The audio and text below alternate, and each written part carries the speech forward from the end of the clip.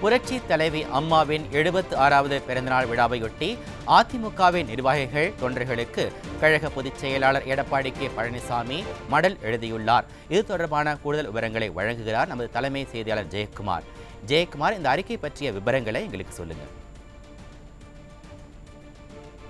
தலைவி அம்மா அவர்களுடைய 76வது பிறந்தநாள் விழா கழக உடன்பிறப்புகள் அனைவருக்கும் எனது அன்பான வணக்கம் என்று கழகத்தினுடைய பொதுச் செயலாளரும் சட்டமன்ற எதிர்க்கட்சி தலைவரும் முன்னாள் முதலமைச்சருமான புரட்சித் தமிழர் எடப்பாடி கே பழனிசாமி அவர்கள் மடல் எழுதியிருக்கிறார்கள்.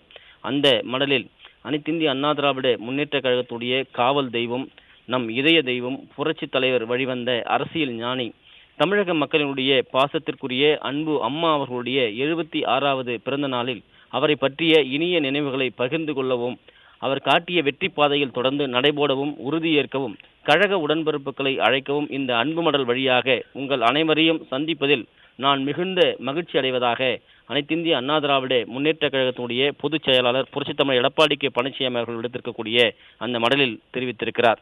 மேலும் ஓர்ந்துகண் ஓடாது இறைபுரிந்து யார் மாட்டும் தேர்ந்து செய்வதே முறை என்ற வள்ளுவரினுடைய குரலுக்கு ஏற்ப ஆட்சியில் இருந்தாலும் சரி, அரசியலில் இருந்தாலும் சரி, எந்த விதத்திலும் சமரசம் இல்லாமல், யாருக்கும் எந்த தீங்கும் செய்யாமல், சமநிலையோடு, சமதர்மத்தோடு, சமூக நீதியோடு அரசாண்ட சிங்கநிகர் தலைவி நம் புரட்சி தலைவி அம்மா அவர்கள் தன்னுடைய வாழ்வு இந்த மக்களுக்கான தவழ்வாழ்வு எப்பொழுதும் மக்களிடத்திலே அதை நிரூபிக்கின்ற விதமாக உங்களால் நான், உங்களுக்காகவே நான் என்று தொடர்ந்து மக்கள் முன் சூளுரை ஏற்று அதன்படி மக்கள் பணியாற்றிய ஒப்பற்ற தலைவி நம் புரட்சி தலைவி அம்மா அவர்கள் என்று புகழாரம் சூட்டியிருக்கிறார்.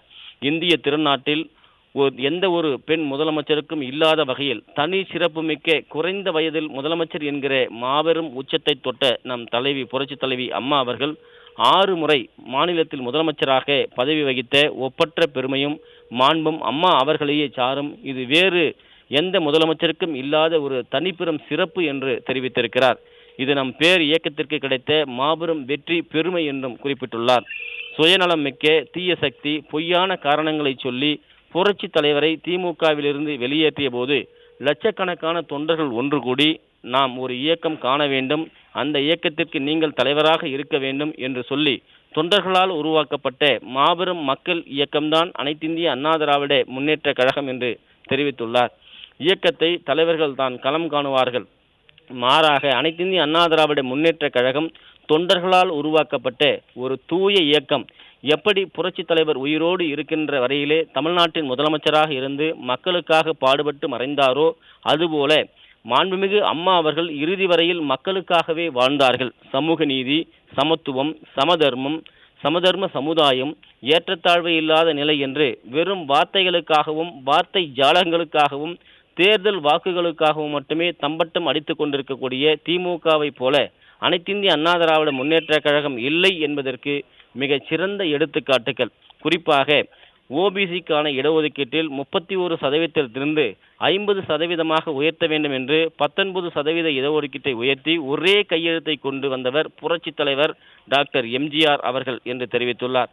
இடஒதுக்கீடு 50% குறைய இருந்த சூழ்நிலையில் அரசியல் அமைப்பு சட்டம் 9வது அட்டவணையில் 69% இடஒதுக்கீட்டை வெளியிடச் செய்து அதற்கு ஒரு சட்ட பாதுகாப்பை ஏற்படுத்தி சமூக நீதியை காத்தவர் நம் புரட்சி தலைவி அம்மா என்று தெரிவித்திருக்கிறார். புரட்சி தலைவர் வழியிலும் புரட்சி தலைவி அம்மா வழியிலும் தொடர்ந்து பயணித்து வருகின்ற நான் எனது தலைமையிலான அனைத்திந்திய அண்ணா திராவிட முன்னேற்ற கழக ஆட்சியில் நீட் தேர்வின் மூலமாக அரசு பள்ளிகளில் பயிலக்கூடிய மாணவர்கள் பாதிக்கப்படக்கூடாது என்பதற்காகவும் சமூக நீதியை காக்க வேண்டும் என்பதற்காகவும் 7.5% உள்ஒதுக்கீட்டை கொடுத்து மாணவர்களுடைய வாழ்க்கையில் மருத்துவ கனவிற்கு விலக்கேற்றி வைத்தோம் என்று மாணவர்களுடைய வாழ்வில் விலக்கேற்றிய ஒரு பேர் இயக்கமாக அதிமுக இருந்ததையும் கொண்டு வந்ததையும் நினைவுபடுத்தியிருக்கிறார். அனைத்திந்திய அண்ணா திராவிட முன்னேற்ற கழகத்தினுடைய 1.5 கோடிக்கும் மேற்பட்ட தொண்டர்களை இன்றைக்கும் 2 கோடிக்கும் மேற்பட்ட தொண்டர்களினுடைய தூய இயக்கமாக உங்களால் என்னால் உருவாக்க முடிந்திருக்கிறது. இது அடிமட்ட தொண்டர்களுக்கான இயக்கம். எந்த தொண்டருக்கும் எந்த நேரத்திலும் உரிய வாய்ப்பு உரிய நேரத்தில் நிச்சயம் கிடைக்கும் என்பதை புரட்சி தலைவரும் புரட்சி தலைவி அம்மா அவர்களும் நிரூபித்து இருக்கிறார்கள். நம் இருவரும் தலைவர்களுடைய வழியில் இந்த இயக்கம் தொடர்ந்து பீடுநடை போட்டு வருகிறது. ஒரு அடிப்படை தொண்டர் எந்தவித பிரதிபலனும் பாராமல் உண்மையாக பணியாற்றி வருகிற பொழுது அவர் எதிர்பார்க்காத நேரத்தில் உச்சபட்ச பதவியை இந்த இயக்கம் வழங்கும் என்று தெரிவித்துள்ளார். அதுதான் வரலாறு என்பதை உங்களோடு நான் பகிர்ந்து கொள்ள விரும்புகிறேன் என்று அனைத்திந்திய அண்ணா திராவிட முன்னேற்ற கழகத்தினுடைய பொதுச் செயலாளர் புரட்சித் தமிழர் எடப்பாடி கே பழனிசாமி அவர்கள் அந்த திறந்த மடலில் தெரிவித்திருக்கிறார்கள். சமூக நீதி, சமதர்மம், சமத்துவம் நிலவ வேண்டும், ஏற்றத்தாழ்வுகள் இல்லாத சமுதாயம் படைக்க வேண்டும், அடித்தட்டு மக்களுக்கான பலமான வாழ்க்கையை ஏற்படுத்தி தர வேண்டும், குறிப்பாக பெண்கள், விவசாயிகள், நெசவாளர்கள், தொழிலாளர்கள், மாணவிகளுடைய வாழ்க்கை தரத்தை மேம்படுத்த வேண்டும். அவர்களுடைய தேவை என்ன? அடிப்படை தேவைகளான இருக்கக்கூடிய சாலை வசதி, மின்சாரம், குடிநீர், இருப்பிட வசதி போன்றவற்றை எவ்வாறு நிறைவேற்றி தர வேண்டும், அதற்குண்டான வழிவகைகளை நாம் எப்படி செய்ய வேண்டும் என்பதை அல்லும் பகலும் அயராது சிந்தித்துக் கொண்டிருக்கும் இயக்கம் அனைத்திந்திய அண்ணா திராவிட முன்னேற்ற கழகம் மட்டுமே என்று குறிப்பிட்டுள்ளார். புரட்சி தலைவர், புரட்சி தலைவி அம்மா ஆகியோர் வகுத்த பாதையிலே தொடர்ந்து செல்லும் மாணவனாக நானும், என்னோடு கடம் கோர்த்து பயணிக்கின்ற நீங்களும் இந்த இயக்கத்தை மென்மேலும் வலுப்படுத்திட வேண்டும் என்றும், இதய தெய்வம் அம்மா அவர்கள் சொன்னதைப் போல இந்த இயக்கம் 100 ஆண்டுகளை கடந்தும் மக்கள் பணியாற்ற வேண்டும் என்று சொன்னால், பல்வேறு வகைகளில் மக்களை ஏமாற்றி கொண்டிருக்கக்கூடிய இந்த விடியா திமுக ஆட்சிக்கு நாம் அனைவரும் முடிவுரை எழுத சம்மதமேற்போம் என்று தெரிவித்திருக்கிறார். கழகத்தினுடைய பல்வேறு நிலைகளில் பணியாற்றி வரக்கூடிய நிர்வாகிகளும் கழக தொண்டர்களும் எப்படி புரட்சி தலைவர் இருக்கின்ற போது எந்த சிந்தனையும் இல்லாமல் புரட்சி தலைவர் சொல்வதை கேட்டு நடந்தோமோ, எப்படி மாண்புமிகு அம்மா அவர்கள் இருக்கின்ற போது அம்மா அவர்கள் சொன்னதை வேத வாக்காக ஏற்று பின்தொடர்ந்தோமோ, அதுதான் அனைத்திந்திய அண்ணா திராவிட முன்னேற்ற கழகத்தினுடைய பலம்.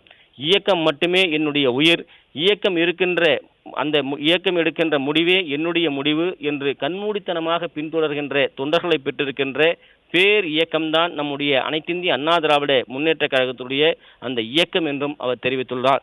மக்கள் அனைத்திந்திய அண்ணா திராவிட முன்னேற்ற கழகத்திற்கு வாக்களிப்பதற்கு தயாராகி விட்டார்கள். எனதருமை கழக நிர்வாகிகள், கழக உடன்பிறப்புகள் இரவு பகல் பாராமல் தேர்தல் பணியாற்றி புரட்சி தலைவி அம்மா அவர்கள் பெற்றதை போன்ற மகத்தான வெற்றியை எதிர்வரும் நாடாளுமன்ற தேர்தலில் பெற்று அந்த வெற்றியை புரட்சி தலைவர், புரட்சி தலைவி அம்மா அதே போன்று ஆகியோருக்கு வெற்றி மாலையாக அவர்கள் நீடுதுயில் கொள்ளும் நினைவிடங்களில் சமர்ப்பிக்க நாம் அனைவரும் உறுதியேற்போம் என்று தெரிவித்திருக்கிறார். நம்மையெல்லாம் அன்புடன் அரவணைத்து அரசியல் பாடம் சொல்லி வழிநடத்திய நம் அன்பு அம்மா அவர்களுடைய பிறந்த நாளில் கழகம் காக்கவும், கழகத்தை தேர்தலில் மகத்தான வெற்றி பெற செய்திடவும் நாம் அனைவரும் அயராது உழைப்போம் என்று உளமாற உறுதியேற்போம். அதேபோல் 2026ஆம் ஆண்டு அனைத்திந்திய அண்ணா திராவிட முன்னேற்ற கழகத்தினுடைய ஆண்டு என்பதை உறுதிப்படுத்துவோம். வாழ்க பேரறிஞர் அண்ணா நாமம், வாழ்க புரட்சி தலைவர் எம்ஜிஆர் அவர்களுடைய அழியாத புகழ், வாழ்க புரட்சி தலைவி அம்மா அவர்களுடைய நெடும் புகழ் என்று அனைத்திந்திய அண்ணா திராவிட முன்னேற்ற கழகத்துடைய பொதுச் செயலாளரும் சட்டமன்ற எதிர்க்கட்சி தலைவரும் முன்னாள் முதலமைச்சருமான புரட்சி தமிழர் எடப்பாடி கே பழனிசாமி அவர்கள் எடுத்திருக்கக்கூடிய மடலில் தெரிவித்திருப்பது குறிப்பிடத்தக்கது. மணிபாரதி.